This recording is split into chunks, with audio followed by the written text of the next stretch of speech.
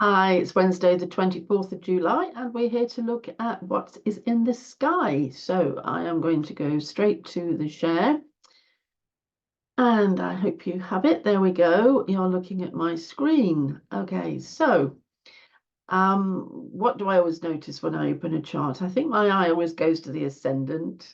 So at this particular time, the zodiac sign that was rising up above the horizon was Libra. And the zodiac sign at the top of the chart, at the midheaven, is Cancer. Okay, so in this particular chart, we are led by the cardinal cross. These are the cardinal zodiac signs, and that is Libra opposite Aries and Cancer opposite Capricorn. So I think I tend to notice that first, but anyway. Now, what's interesting in this chart? Okay, so the sun has moved into Leo, and yeah, I do like the sun moving into Leo. I feel a bit more energized, I think is the word.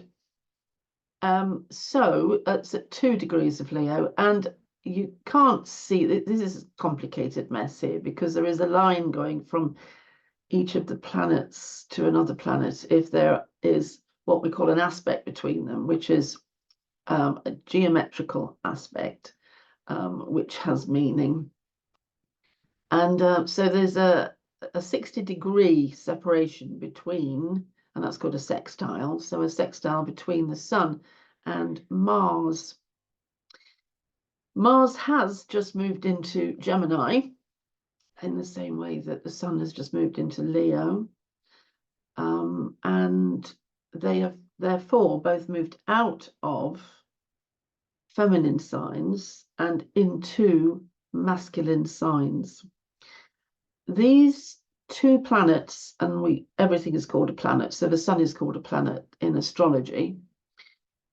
So what we have is these two planets, the sun and Mars. These are two fire planets. They represent fire. The third one is Jupiter, and Jupiter is at the moment already in Gemini, and so the third fire planet is in a masculine sign.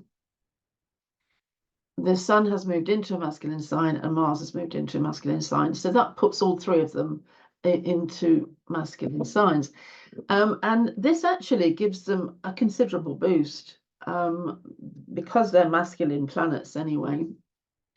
To be in a masculine sign gives them an environment which doesn't inhibit.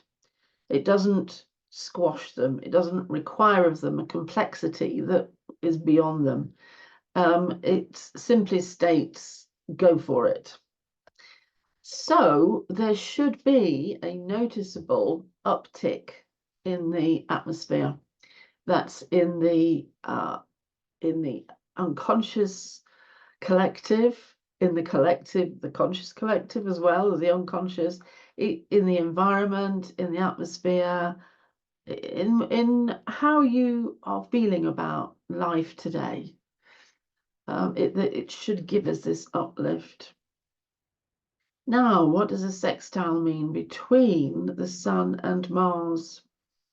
A sextile is an aspect which allows and encourages. So it says, oh, I'm with you, right? You're feeling this particular thing. Yeah, I'm getting that. I'll facilitate. I will encourage, facilitate in a harmonious way. It's because the sextile actually is leading to two masculine signs. That's what it's about. So there's this environment where one supports the other and the other supports the one. Okay, now this Gemini is an air sign, the first air sign, and Leo is the second fire sign. Both of these are still concerned with the personal and the interpersonal. And this is an advantage because there are some zodiac signs, particularly the higher ones, that really have no regard for the personal and they find it very irritating. They'd rather be they'd rather be captaining a ship called the Enterprise out in the Delta Quadrant than having to go through tedious stuff to do with personal or interpersonal relating. But anyway, so I'm just going to stop this share for a moment so I can. There we go. Yeah, I was just it's easier if you can see me as I'm moving myself around here. Okay, so again, what does this mean?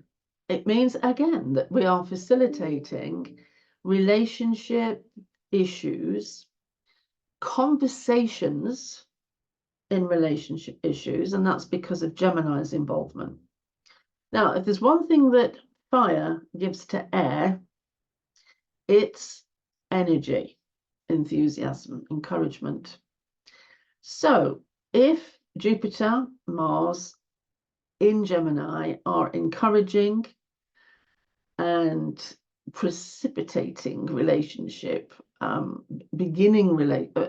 conversations and relationship, beginning the talking about a relationship, structures in it, little things about a relationship, then fire is going to give that warmth, give it heat. It's going to provide an energy which lifts it and allows it, encourages it, blossoms with it.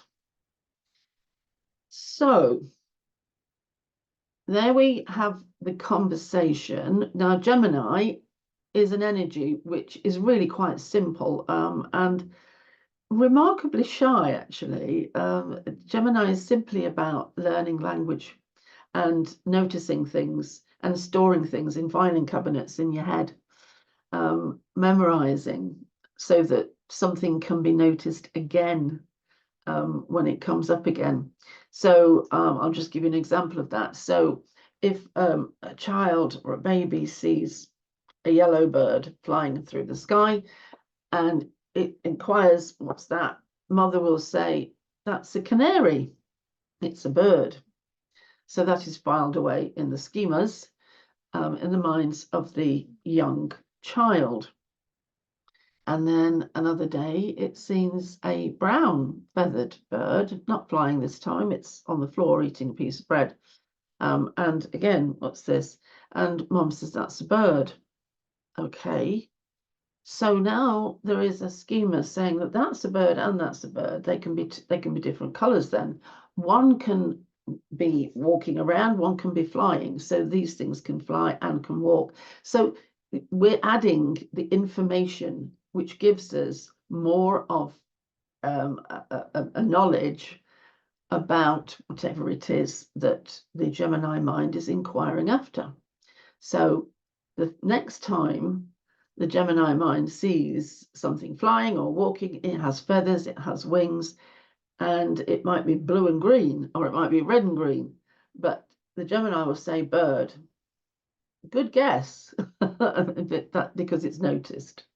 The Gemini notices, but it doesn't do a lot with the information. And in fact, because of Gemini's predilection to taking on board information and storing it as if it's just quality information, the Gemini energy is extraordinarily susceptible to changing its perception, changing its mind, if you like.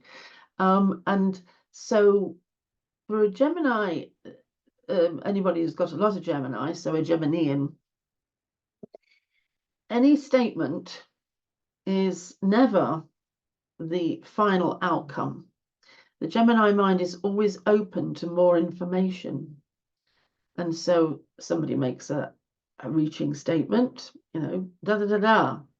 So Gemini thinks, or doesn't think, it sort of knows that that is not the final goal.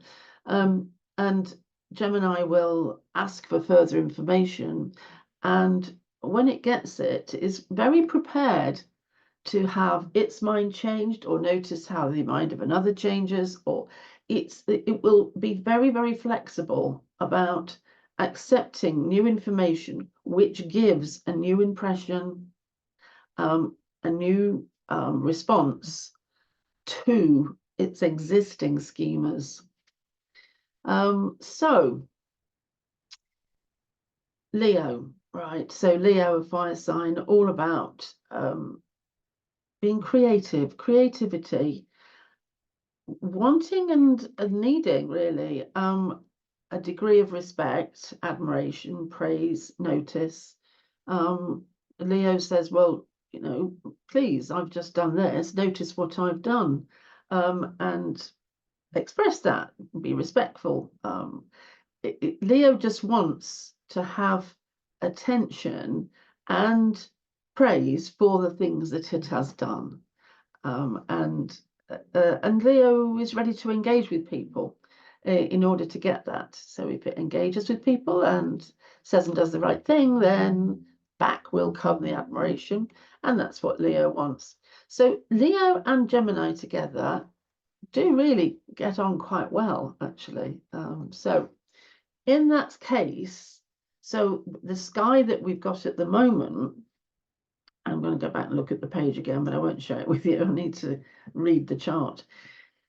Okay, in that case, the chart that I'm reading tells me that along with a couple of other planets, because we've got Venus and Vesta in Leo as well, we've got planets which are extending courteous harmony gestures to each other. And that is pretty good. Sorry, we've also got Mercury in Leo. So we've got 4 planets in Leo. Yeah, that's great. The moon, however, is not in a fire sign. It's not in an air sign. It's not in a masculine sign. It's in Pisces, at 13 degrees of Pisces at the moment. But in, I've just got to take 3 off 8. That's 5. In 5 degrees, the moon will be conjunct Saturn.